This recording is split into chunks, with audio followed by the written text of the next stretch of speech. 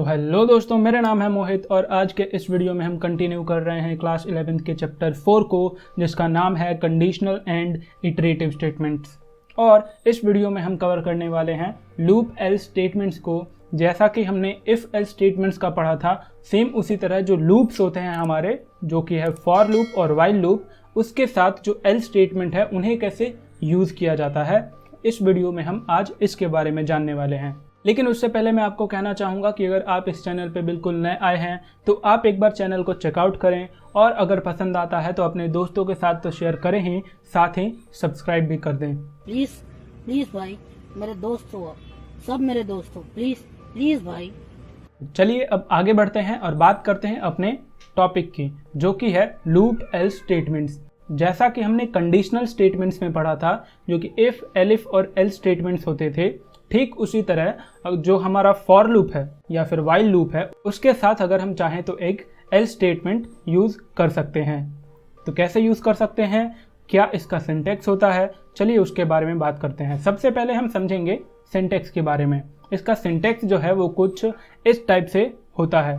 ये ध्यान रहे कि ये फॉर लूप है और ये यहाँ पर वाइल लूप है। ओके, यहाँ पर ब्लॉक है, इस ब्लॉक के बाद यहाँ पर इंडेंटेशन है और इस इंडेंटेशन के अंदर जो फॉर लूप के जो लूप कंट्रोलिंग स्टेटमेंट्स हैं, स्टेटमेंट 1, स्टेटमेंट 2 और उसके नीचे डॉट डॉट डॉट बहुत सारे हो सकते हैं। ओके, अब वाइल लूप में भी सेम यही है। अब हमें यहाँ पर ध्यान रखना है कि जब भी हम एल्स स्टेटमेंट्स को यूज़ करते हैं तो जो लूप का इंडेंटेशन है, ठीक है, जो भी ये फॉर लूप है चाहे वाइल लूप है, इस लूप का जो इंडेंटेशन है उसके बाहर ये एल्स क्लॉज यानी कि ये एल्स स्टेटमेंट होना चाहिए। क्योंकि अगर ये एल्स स्टेटमेंट जो है अगर इसके अंदर आ जाता है, इस इंडेंटेशन के अंदर, ये एल्स वाला जो स्टेटमेंट होगा इसके अंदर, वो इस लूप का पार्ट हो जाएगा। ये बेसिकली किस लिए कर रहे हैं हम, कि अगर ये फॉर लूप एग्जीक्यूट जब ना हो या फिर ख़त्म हो जाए, ठीक है, जब ये एग्जीक्यूट हो जाए उसके बाद हमारा ये एल्स वाला स्टेटमेंट एग्जीक्यूट हो, राइट। ये है इसका सिंटैक्स, जो कि ऐसे लिखा जाता है। अब हमें यहाँ पर कुछ इंपॉर्टेंट बातें हैं जो कि हमें याद रखनी है। सबसे इम्पॉर्टेंट बात है ये, जैसा कि हमने जो कंडीशनल स्टेटमेंट्स होते हैं इफ़ और एल्स वाले, वो जैसे एग्जीक्यूट करते हैं या वो जैसे फंक्शन करते हैं, ये जो लूप एल्स वाले स्टेटमेंट्स होते हैं वो वैसे बिल्कुल काम नहीं करते। इफ़ एल्स में कैसा होता था कि अगर इफ़ स्टेटमेंट एग्जीक्यूट नहीं हुआ तो एल्स स्टेटमेंट हो जाएगा, या फिर इफ़ एलिफ स्टेटमेंट अगर नहीं हुए तो एल्स स्टेटमेंट एग्जीक्यूट हो जाएगा। लेकिन जो लूप एल्स स्टेटमेंट्स होते हैं उसमें यहाँ पर बिल्कुल भी ऐसा नहीं होता। तो कौन सी है वो इंपॉर्टेंट बातें जो हमें याद रखनी है? सबसे पहला कि the L's clause of a Python loop executes when the loop terminates normally. यहाँ पर क्लॉज का मतलब एल्स के स्टेटमेंट्स, ठीक है। अब जो लूप हमने चलाया है उसको ख़त्म तो होना है एक ना एक बार। तो जो अगर वो नॉर्मली ख़त्म हो जाता है तो जो हमारा एल्स क्लॉज है पाइथन का वो भी प्रिंट होगा, या फिर हम ऐसा कह सकते हैं कि तभी वो एल्स क्लॉज है वो प्रिंट होगा, वरना नहीं होगा। इसका मतलब ये है कि when test condition results into false for a while loop or for loop has executed for the last value in the sequence, not when break statement terminates the loop।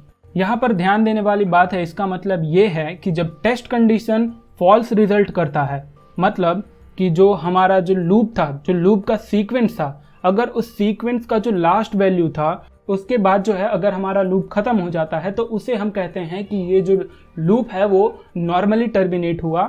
वरना अगर हम यहाँ पर ब्रेक स्टेटमेंट को use करते हैं, break statement को भी तो यूज़ करके लूप से बाहर निकला जा सकता है ना, तो अगर हम ब्रेक स्टेटमेंट का यूज़ करके लूप को टर्मिनेट करते हैं तो जो हमारा एल्स क्लॉज है वो एग्जीक्यूट नहीं होगा, राइट। तो ये बात हमें ध्यान में रखना है। अगर आपको ये चीज़ क्लियर नहीं हुई है अभी भी, तो चलिए एक प्रोग्राम करते हैं, उससे हमें बड़े अच्छे से क्लियर हो जाएगा। अब मैं यहाँ पे क्या करूँगा, मान लेते हैं कि हम किसी एक होटल में जाते हैं या फिर रेस्टोरेंट में जाते हैं। अब वहाँ पे हमें जो है मेनू जो दिखाई जाती है, उस मेनू में हमारे पास आइटम्स की जो लिस्ट है, चलिए हम उसको यहाँ पर लिख देते हैं।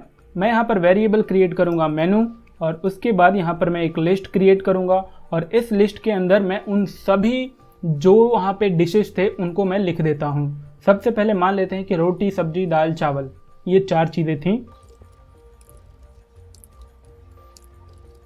अब मैं क्या करूँगा, अब मैं यहाँ पर एक फॉर लूप क्रिएट करूँगा।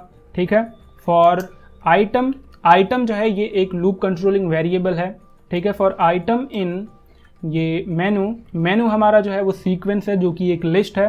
तो ये क्या करेगा, ये जो आइटम है ये लूप कंट्रोलिंग वेरिएबल इस सीक्वेंस में एक एक करके इटरेट करेगा। ठीक है, हम यहाँ पर प्रिंट कर देते हैं कि प्रिंट आइटम। ओके, अब अगर मैं इस प्रोग्राम को रन करूँ तो हमें जो आउटपुट मिलेगा वो कुछ इस तरह होगा। यहाँ पर रोटी सब्जी दाल चावल सारी चीज़ें एक एक करके प्रिंट हो चुकी हैं, चारों चीज़ें जो हमारे मेनू में आइटम था। ये पहला मेथड था एक किसी लूप को टर्मिनेट करने का। ये लूप टर्मिनेट कब हुआ, जब ये चावल जो लास्ट वैल्यू थी इस सीक्वेंस की वो ख़त्म हो गई तो लूप अपने आप ख़त्म हो गया, जो कि नॉर्मली टर्मिनेट होता है।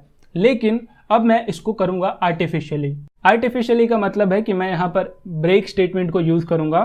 ठीक है, अगर मैं यहाँ पर ब्रेक स्टेटमेंट यूज़ करता हूँ तो यहाँ पर क्या होगा, तो ये ब्रेक स्टेटमेंट क्या करेगा कि इस फॉर लूप के बाहर एग्जीक्यूट हो जाएगा। ठीक है, इस लूप को ब्रेक कर देगा। तो ये जो आइटम है वो सिर्फ एक ही बार प्रिंट होगा। ओके, जैसे कि अगर मैं इसको रन करता हूँ तो यहाँ पर ये मुझे सिर्फ एक वैल्यू मिलती है मेनू से। ये था हमारा दूसरा मेथड लूप को टर्मिनेट करने का।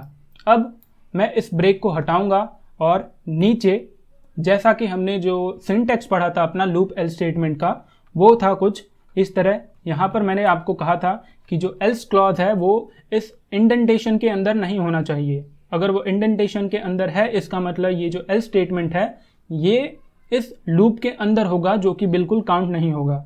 राइट, तो इस एल्स के अंदर मैं लिखूंगा कि print these items are available.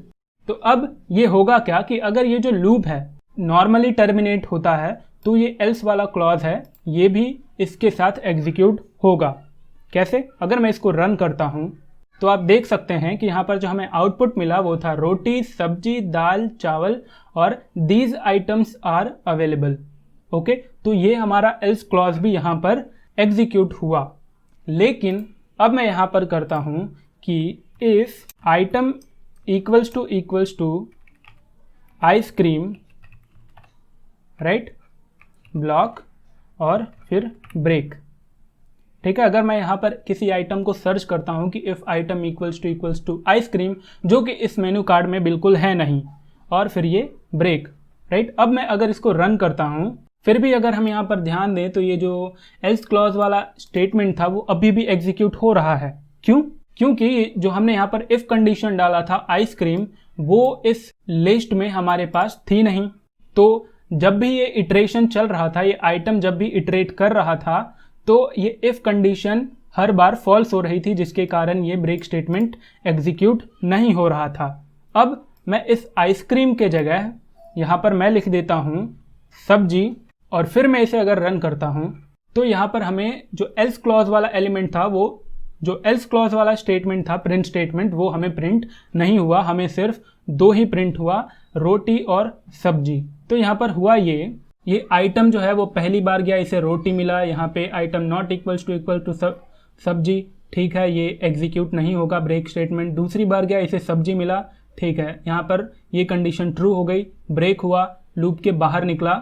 ठीक है, और यहाँ पे हमें ध्यान देना है कि जो ये फॉर लूप है वो नॉर्मली टर्मिनेट नहीं हुआ था। ठीक है, इसके कारण ये एल्स वाला क्लॉज प्रिंट नहीं हुआ। तो आई होप कि आपको ये वाला जो प्रोग्राम था वो क्लियर हो गया होगा। लूप के साथ एल्स स्टेटमेंट को कैसे यूज़ करते हैं आपको वो भी समझ में आ गया होगा, वो भी क्लियर हो गया होगा। लेकिन अगर अभी भी कोई डाउट बचता है तो आप मुझे नीचे कमेंट करके पूछ सकते हैं, मैं उसका रिप्लाई 100% करूँगा। तो बस यार, आज के वीडियो में बस इतना ही। अब मिलते हैं अगले वीडियो में, जहां हम डिस्कस कर रहे होंगे नेस्टेड लूप्स के बारे में। कैसे जो पैटर्न्स होते हैं उसे कैसे प्रिंट किए जाते हैं उसके बारे में हम सीखेंगे। तो अब मिलते हैं फिर अगले वीडियो में। Good bye.